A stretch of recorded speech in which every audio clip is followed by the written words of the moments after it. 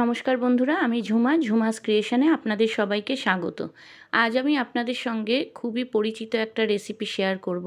আমি জানি এই রেসিপিটা আপনাদেরও খুবই প্রিয়, আর এই রেসিপিটা যেমন গরম ভাতের সঙ্গেও খেতে ভালো লাগে, তেমনি রুটি লুচি পরোটার সঙ্গেও খেতে খুব ভালো লাগে। তাহলে রেসিপিটা কি জেনে নিন। রেসিপিটা হলো এঁচোড় চিংড়ির ডালনা। তাহলে চলুন কথা না বাড়িয়ে শুরু করা যাক এঁচোড় চিংড়ির ডালনা। এঁচোড় চিংড়ির ডালনা করতে আমি এখানে নিচে এঁচোড়টা একটু বড় ছিল, তাই দানা হয়ে গেছে। এঁচোড়টাকে ছাড়াতে অনেকটাই সময় লেগেছে। দেখুন এইভাবে আমি এঁচোড়গুলোকে কেটে নিয়েছি আর ভালো করে ধুয়ে নিয়েছি। এরপর কড়াইতে 1 মগ জল দিলাম। জলের মধ্যে দেব 1 চামচ নুন আর হাফ চামচ হলুদ। এবার এই নুন আর হলুদের জলটার মধ্যে আমি এঁচোড়গুলো দিয়ে দেবো।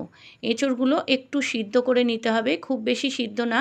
কড়াইটা ঢেকে দেব, কিছুক্ষণ পরে যখন ফুটে যাবে আমি এঁচোড়টা ঢেলে নেব। খুব বেশি কিন্তু সিদ্ধ করতে লাগে না, একটু ভাপিয়ে নিলেই হবে। আপনারা কে কোথা দিয়ে আমার এই ভিডিওটা দেখছেন বন্ধুরা, কমেন্টে জানাবেন। আর রেসিপিটা কেমন লাগলো সেটাও কিন্তু কমেন্টে জানাতে ভুলবেন না। দেখুন এঁচোড়টা অল্প সিদ্ধ হয়ে গেছে। এইবার আমি একটা স্টেনারে জল ঝরতে দিয়ে দেবো। এরপর এতে কী কী মশলা দিয়েছি দেখুন। দিয়েছি একটা বড় সাইজের টমেটো, 4টে কাঁচা লঙ্কা, 10-12 কোয়া রসুন আর 2 ইঞ্চি আদা ছোট করে কেটে নিয়েছি। এইগুলো সব আমি মিক্সার গ্রাইন্ডারে পেস্ট করে নেব। আর নিয়েছি 2টো বড় সাইজের পেঁয়াজ। এই পেঁয়াজগুলোকে আমি চপার ব্লেন্ডারে চপড করে নেব। চপার ব্লেন্ডারে চপড করলে কিন্তু খুব ছোট ছোট করে কাটা হয়, হাতে কিন্তু এত ছোট কাটা সম্ভব নয়। চলুন এবারে মূল রান্নাটা শুরু করা যাক। প্রথমে ওভেনে কড়াই বসিয়ে কড়াইতে 3-4 চামচ মতো সর্ষের তেল দিলাম। তেলটা গরম হলে আমি এঁচোড়গুলোকে ভেজে নেব। এঁচোড়গুলো আগেই নুন হলুদ দিয়ে সিদ্ধ করে নিয়েছিলাম, তাই এখানে নুন হলুদ আর দেওয়ার দরকার নেই। একটু লালচে হলে আমি নামিয়ে নেব। এঁচোড় চিংড়ি তো আমরা অনেকেই অনেক রকমভাবে করেছি, তবে এই রকমভাবে যদি আপনারা করেন খেতে কিন্তু খুব ভালো লাগে। আপনারা একবার ট্রাই করতে পারেন এইভাবে এঁচোড় চিংড়ির ডালনা। দেখুন এঁচোড়গুলো ভাজা হয়ে গেছে। এবার এঁচোড়গুলো তুলে নিয়ে ওই তেলেই আমি আলুগুলো ফ্রাই করে নেব। এখানে আমি ডুমো করে আলু কেটে নিয়েছি, এঁচোড়ের সঙ্গে যেরকম মানায় সেইভাবে আলুটা কেটে নিয়েছি। আলুগুলো দিয়েও কিন্তু আমি একটু ভেজে নেব। এঁচোড় খেতে ভালোবাসে না এমন মানুষ কিন্তু খুব কম দেখা যায়, আর সেই এঁচোড় যদি চিংড়ি দিয়ে হয় তাহলে তো আর কথাই নেই। চিংড়ি মাছ এমনিতেই কথায় আছে যাতে পড়বে তারই স্বাদ বাড়িয়ে দেয়। আর এঁচোড় এমনই একটা জিনিস, চিংড়ি মাছ নয়, এমনি নিরামিষ রান্না করলেও কিন্তু খেতে ভালো লাগে। দেখুন আলুগুলো ভাজা হয়ে গেছে। এবার আলুগুলো তুলে নিলাম। ওই তেলেই এবার চিংড়ি মাছগুলো ভেজে নেব।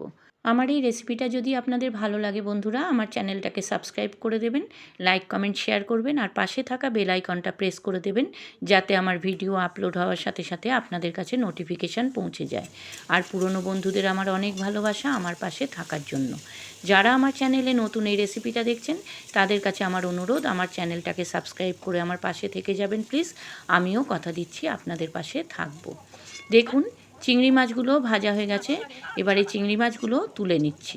এবার কড়াইতে আরও 3-4 চামচ মতো সর্ষের তেল দিলাম। তেলটা গরম হলে এখানে দেব জিরে, তেজপাতা, 2টো শুকনো লঙ্কা, অল্প একটু দারচিনি, 4-5টা ছোটো এলাচ আর 3-4টে লবঙ্গ। ফোড়নগুলো দিয়ে যখন সুন্দর একটা গন্ধ বেরোবে তখন আমি এতে পেঁয়াজগুলো দিয়ে দেবো। এবার আমি পেঁয়াজটা দিয়ে দিচ্ছি। পেঁয়াজটা 2-3 মিনিট মতো নাড়াচাড়া করব। পেঁয়াজটা যখন একটু লালচে রং ধরবে তখন আমি এতে মশলার পেস্টটা দিয়ে দেব। আদা, রসুন, কাঁচা লঙ্কা, টমেটোর যে পেস্টটা করেছিলাম সেই পেস্টটা এতে দিয়ে দেব। এবার এই মশলার পেস্টটা দিয়েও আমি 2-3 মিনিট মতো নাড়াচাড়া করব। 2-3 মিনিট মতো নাড়াচাড়া করার পর আমি এতে কিছু গুঁড়ো মশলা অ্যাড করব। এখানে আছে লঙ্কা গুঁড়ো, হলুদ গুঁড়ো, ধনে গুঁড়ো, জিরে গুঁড়ো, কাশ্মীরি লঙ্কার গুঁড়ো আর গরম মশলার গুঁড়ো। এখানে সবগুলোই 1 চামচ করে আছে, শুধু গরম মশলার গুঁড়োটা হাফ চামচ আছে। যেহেতু গোটা গরম মশলা দিয়েছি তাই গরম মশলার গুঁড়োটা অল্পই দিলাম। 1.5 চামচ মতো নুন, আর টেস্টের ব্যালেন্সের জন্য দিলাম 1 চামচ চিনি। আপনারা এতদিনে নিশ্চয়ই জেনে গেছেন যে কোনো রান্নায় আমি কিন্তু অল্প বিস্তর চিনি দিই। চিনিটা দিলে কিন্তু যেমনি কালারটা সুন্দর হয় তেমন টেস্টটাও ভালো হয়। দেখুন মশলাটা খুব ভালো করে কষাতে হবে। মশলাটা আমি ততক্ষণই কষাবো যতক্ষণ না মশলা থেকে তেল ছেড়ে দিচ্ছে। দেখুন মশলা থেকে তেল ছেড়ে দিয়েছে। এবার সামান্য একটু জল এতে দেব, নালে তলায় লেগে যেতে পারে। আরও কিছুক্ষণ মশলাটাকে কষিয়ে নিতে হবে। মিক্সির বাটি ধোয়া অল্প একটু জল দিলাম। এরপর মশলাটা আবার ভালো করে কষাবো। মশলা যত কষানো হবে তত কিন্তু তরকারির স্বাদ বাড়বে। দেখুন এরপরে আমি যে আলু, এঁচোড় আর চিংড়ি মাছ ভেজে রেখেছিলাম সেগুলো সব দিয়ে দিলাম। এবার এগুলোকেও খুব ভালো করে কষিয়ে নিতে হবে মশলার সঙ্গে। এঁচোড় খেতে কিন্তু পুরো মাংসর মতো, তাই এঁচোড়কে কিন্তু আমরা গাছপাটা বলি। যেহেতু এটাকে গাছপাটা বলা হয় তাই মাংসর মতো করেই কিন্তু রান্না করতে হয়, না হলে কিন্তু ভালো লাগে না। এঁচোড়টা মশলার সঙ্গে কষানো হয়ে গেছে, এবার এতে আমি জল দিয়ে দিলাম। এখানে 2 কাপ মতো জল দিলাম। খুব বেশি জল দেওয়ার দরকার নেই, কারণ এঁচোড়গুলো আমি আগেই সিদ্ধ করে নিয়েছি আর আলু আর এঁচোড় আবার ভেজেও নিয়েছি, তাই জলটা 2 কাপ মতো দিলাম আর কড়াইটা ঢেকে দিলাম মিনিট 10 জন্য গ্যাসের ফ্লেম লো করে।